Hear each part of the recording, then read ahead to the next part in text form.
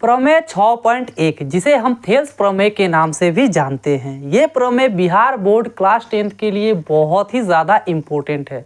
चाहे आप बिहार बोर्ड से हो, सीबीएसई बोर्ड से हो, राजस्थान बोर्ड से हो या फिर किसी भी बोर्ड से हो, ये प्रमेय हर बोर्ड एग्ज़ाम के छात्रों के लिए इम्पोर्टेंट है। तो चलिए इस क्वेश्चन को सॉल्व करते हैं और आप सबकी दुविधा को दूर करते हैं।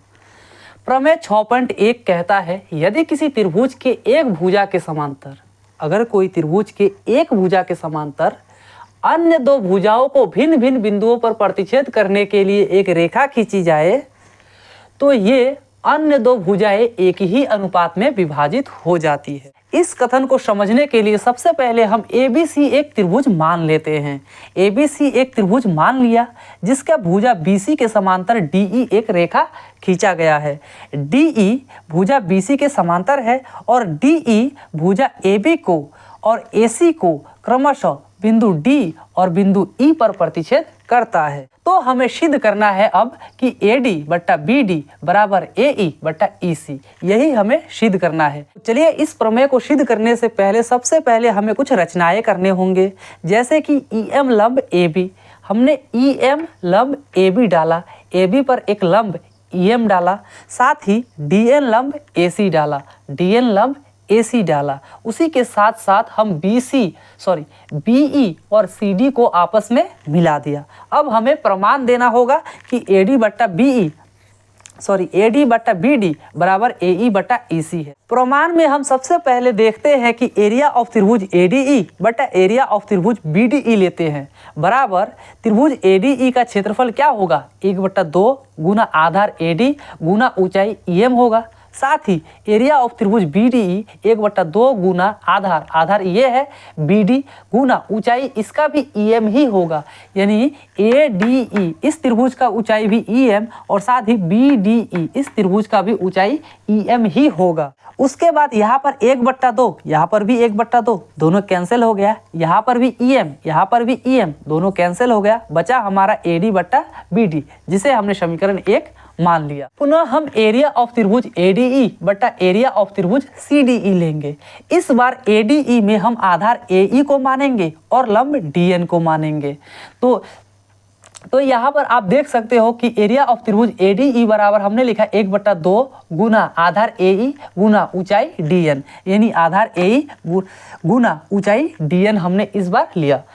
और साथ ही CDE का क्षेत्रफल में 1/2 गुना आधार EC और ऊंचाई DN, यानी CDE का भी ऊंचाई DN ही होगा। और यहाँ पे 1/2 दोनों कैंसिल हो जाएगा, DN कैंसिल हो जाएगा, बचेगा AE बट्टा EC।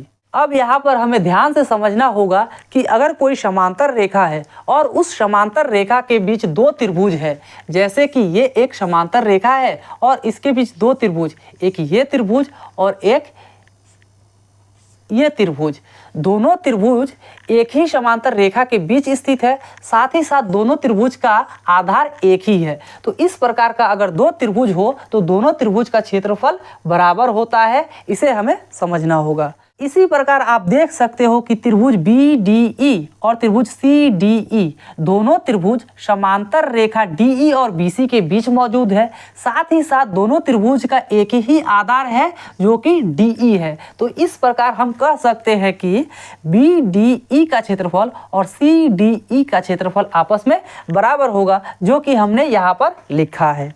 अब जब एरिया ऑफ त्रिभुज BDE और एरिया ऑफ त्रिभुज CDE आपस में बराबर है तो हम CDE यानी एरिया ऑफ त्रिभुज CDE के जगह पे एरिया ऑफ त्रिभुज BDE लिख सकते हैं, क्योंकि दोनों का क्षेत्रफल आपस में बराबर ही है। तो इस प्रकार हमें एरिया ऑफ त्रिभुज ADE बट्टा एरिया ऑफ त्रिभुज BDE बराबर AE बट्टा EC प्राप्त होता है, जिसे हमने समीकरण 2 मान लिया।